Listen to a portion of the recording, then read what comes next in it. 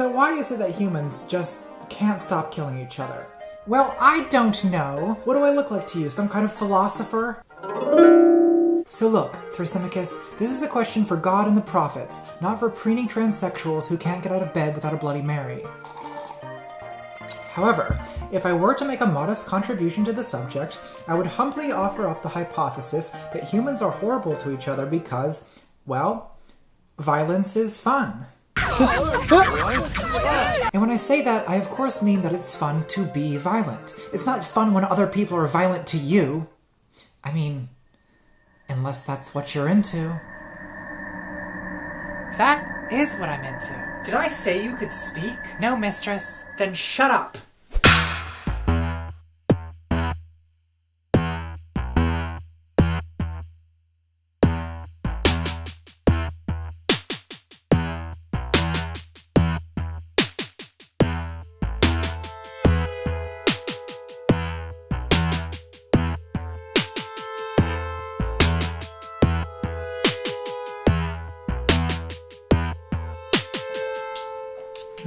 It's good. Chocolatey. Stanley Kubrick's A Clockwork Orange is very uncomfortable to watch, and not just because it depicts horrible acts of violence. Most of the movies I like depict horrible acts of violence. I mean, if you're gonna watch a non-violent movie, you may as well read a fucking book. What's disquieting about A Clockwork Orange is that it encourages us to vidi the old ultra-violence largely from the perspective of the sadistic protagonist, a jaunty rapist who likes to sing and dance as he tortures and humiliates his victims. What's creepy about Alex is the film encourages us to identify with him, and he kind of draws us in. I mean, he listens to Beethoven, and I personally am attracted to every man who has ever liked German composers. Also, he tries the wine. Try the wine! Shh! So we watch Alex kick and spin and smash things and beat the shit out of homeless people and bash old ladies in the face with giant sculptures of dicks, and all of this to triumphant classical music and show tunes. It's clear that for Alex, this is all a lot of fun. So the question I want to ask is, how unusual are people like this in real life? How normal is it to enjoy violence? I mean, extremely violent behavior is uncommon, but part of that might be that most of us live in political circumstances where behaving like a violent maniac is highly frowned upon. And there's also that tedious old thing called having some semblance of a moral conscience. And I think that's part of the reason why a lot of people don't really enjoy watching A Clockwork Orange. It's not that they don't enjoy violence, it's that in order for them to enjoy violence, they need some kind of reassurance that the violence is okay, and that enjoying it is morally and socially allowed. I guess it's kind of like sex. I'm not gonna want to have sex in a fluorescent lit bathroom stall. At least, not since I started taking this shit. I need candlelight to get me in the mood, you know? A little goddamn ambiance. And you could say that the moral conscience is the fluorescent lit bathroom stall of the human mind. You can't properly enjoy violence with all that internal nagging going on in the background. But in that case, what is the romantic candlelight of the sadistic psyche? What do we need to get to a place where we can enjoy violence? Well, think about the TV show Law & Order SVU, which has just as much sex and violence as A Clockwork Orange, but which is much more popular. SVU is a show where hero cops with no regard for due process brutally interrogate suspected sex offenders and smash them in the face with wooden drawers. You like that, don't you? I love it so much. You all do. I think a lot of the appeal of SVU is that it gives upstanding American citizens a way to sate their curiosity about heinous sex crimes while promising the moral purification of justified police violence. Oh, so that promise is the candlelit ambiance of the moral psyche. When we believe that violence is morally justified, when we think the guy being thrown around the interrogation room fucking deserved it, we become capable of enjoying it aesthetically. Exactly. And I think this kind of moral lampshading partly explains the popularity of rape revenge plot lines you see in movies like Kill Bill, The Crow, and Curious George Kills the Rapist. For viewers with too many moral hang-ups to get off on totally senseless violence, a rape revenge plotline is a cheap way to establish the emotional precedent required for gratifying bloody payoff. But I wonder if there may not be as much of a psychological difference between the good person's enjoyment of justified violence and the evil sadist's enjoyment of random violence as we might like to think. Yes, the good person has a moral conscience as a kind of inhibitive influence, but once you get past that, there's a kind of amoral kinetic rapture in swinging, thrashing, stabbing, shooting, blasting, and burning, and aesthetics of violence and destruction. Now, I for one hardly ever enjoy real-world violence because I empathize with the victim and my conscience vetoes any enjoyment of it. I mean, unless I get real frustrated. Shut up. Please, just shut up. This noise. I can't think straight. You're so filthy. It's time to drink your milk. Just...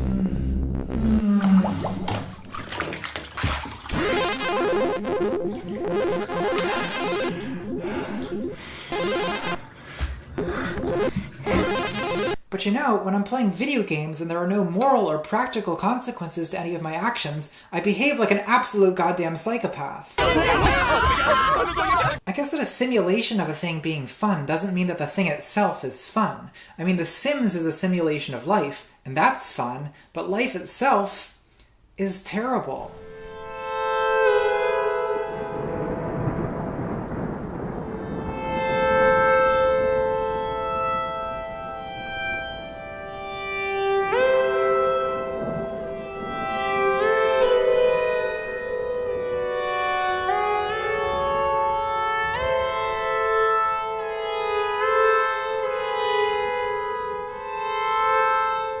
To be clear, that was a joke, not a cry for help. I'm actually fine. I have tons of friends. I'm fine. I'm fine. I'm happy, okay? Here's what I want to know. Unless violence is fun on some basic level, why are simulations of it so fun that the gameplay of most video games is based entirely around it? Some critics have suggested that this is simply toxic masculinity at work, and that it's a patriarchal moral defect that our media is so violent. And yeah, it's true that men are mostly responsible for this, granted. But honestly, I feel a little bit infantilized by the moral critique since I like violent media, and I feel like I can tell the difference between real and fictional violence. Although sometimes the distinction between real and simulated violence can get blurry. Than I usually like to think. Little baby, don't you cry. Mama's gonna buy you a mockingbird. Joshua Oppenheimer's disturbing documentary The Act of Killing chronicles the contemporary lives of the Indonesian gangsters who massacred millions of alleged communists from 1965 to 66. One of the killers, Anwar Congo, explains on a local television program that his torture and murder methods were inspired by sadistic American movies. Dengan cara ya masing-masing kita ada lihat seperti mafia, dia waktu jalan dia di tengah motor ikat pakai tali, rap sudah siap buang, malam nunggu malam hari kita buang. The documentary takes a surreal turn as the original perpetrators set to work producing cinematic reenactments of their youthful war crimes, stylizing the events after westerns, mafia films, and other Hollywood genres. It's a particularly uncomfortable case of life imitating art. And on that topic, Stanley Kubrick had A Clockwork Orange withdrawn from British distribution in 1973, after the film was alleged to have influenced a handful of real-life assaults. Now, I'm not saying that violent movies make people violent, and we know that most consumers of violent media never commit acts of violence themselves. I mean, I watch violent movies all the time, and I've never killed anyone who didn't deserve it. So now, woke ContraPoints thinks child abuse is funny. I personally drowned several of my babies, and it was very traumatic for me. Why did I become an SJW again? Hey! What I want to know is what's the difference between fans of violent movies who are peaceful and those who are sadistic killers? Well, who better to ask than an Indonesian gangster with 1,000 dead communists under his belt? Misalnya bahwa kasih mati orang itu kan perbuatan salah yang paling berat sebetulnya. Tapi bagaimana kita membuat cara Jenewa tetap menganggap yang Bapak lakukan sebagai kejahatan berat. belum tentu kita sependapat sama pengadilan internasional itu seperti yang saya katakan tadi. Jadi bisa jadi itu konvensi Jenewa juga kebenaran waktu sekarang konvensi Jenewa. Besok ada konvensi Jakarta. Itu Jenewa punya kita buang. So in other words, as long as you can justify it to yourself with some kind of flimsy excuse, you can kill without remorse. And I imagine it also helps when the US-backed government of your country endorses the killing and you never have to face any consequences for it. What's interesting to me is that the sadistic enjoyment of violence is psychologically identical, whether or not your justification rationally holds up or makes any sense. In other words, the psychology of a righteous sadist may not differ from that of an evil sadist, except that the former happens to have better reasons backing him up or lives in a better political situation. But hold on, is there even such a thing as a righteous sadist? I think it's okay to enjoy violent movies, but is it ever not bad to enjoy real violence? What would be helpful here is an example, some act of violence that my audience thinks is righteous, and that a lot of them probably even enjoy. Unfortunately, my audience is morally superior, and none of them would ever enjoy.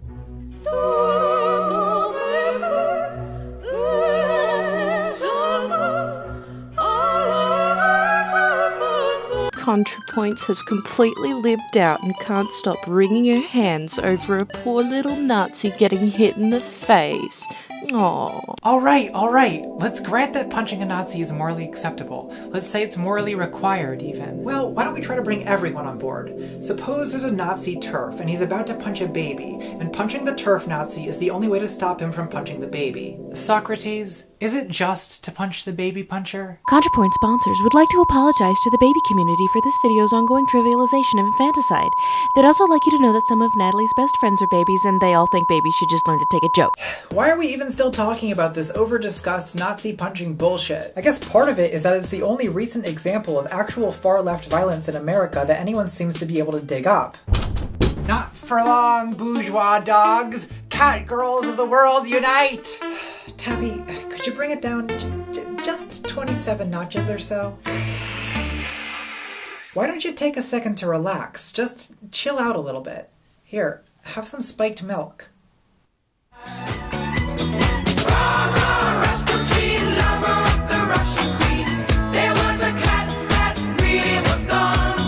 That is having a very interesting effect on her. I guess my continued uneasiness with leftist punching discourse, whether it's Nazis or TERFs or whatever, is twofold. First, there's the optics problem. We want to convince people that, for instance, trans women are not creepy men who want to assault cis women.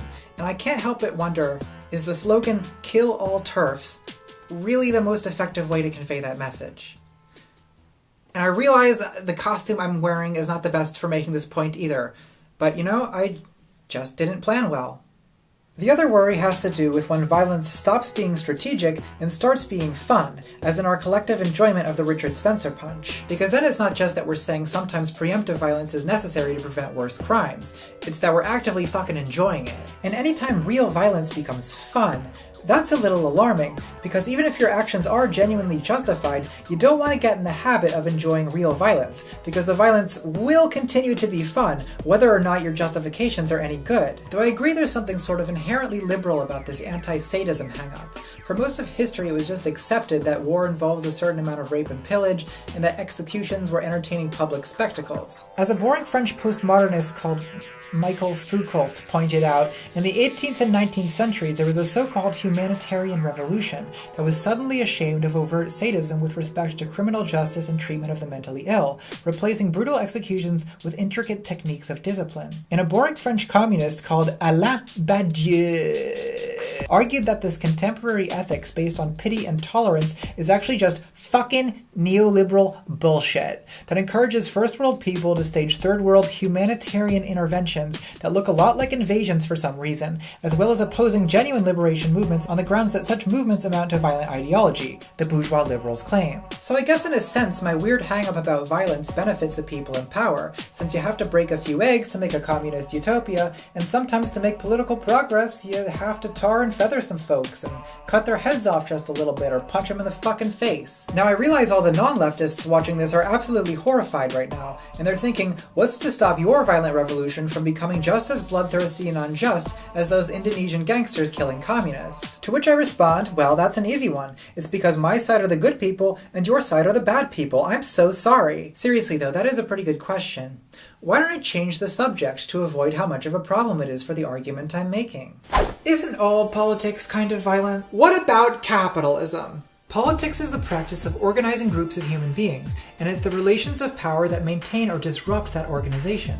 So there's always violence or the threat of violence in there somewhere. In our own society, police will use violence against us if we disobey the law or are black. And even when white people do obey the law, there's always the implicit threat of police violence, including the potential arrest and incarceration of pretty much every citizen who doesn't have enough money to...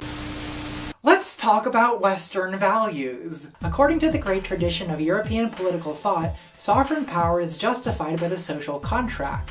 In other words, we all consent to be governed because it's in our own interest. Except it's really hypothetical consent more than anything, because no one actually asks you, and you can't say no. Wait a minute. Shh.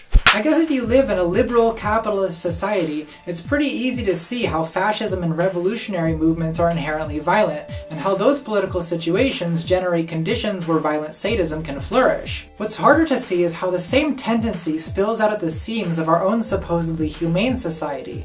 We think of the police as peacekeepers, not killers, yet it's not unheard of that, oh no, oh God. Likewise, we think of our wars as liberation projects or humanitarian interventions, but when you put real human beings in combat situations, the nature of war has a way of just, oh God, no, fuck. We tend to pass particularly harsh moral judgment on sadism, but sadistic violence isn't even necessarily the worst thing that can happen to people. There's also the quieter structural injustices that lead to millions of people starving, or workers throwing themselves out of windows at the iPhone factory, or the low-key normalization of sexual assault in supposedly civilized countries, none of which requires so much as a single cackling maniac. So in order to think about this intelligently, we need to weigh the risk that revolutionary violence will spin out of control and lead to sadistic mayhem against the risk that our own complacency with the injustices of the status quo will make us quiet enablers of more subtle but equally unjust forms of violence. And I don't feel confident enough to say which one I think is the bigger risk, but I do know I don't trust the politics of anyone who doesn't acknowledge the problems with both options. So, in conclusion, is violence good or is it bad? I guess we'll never know.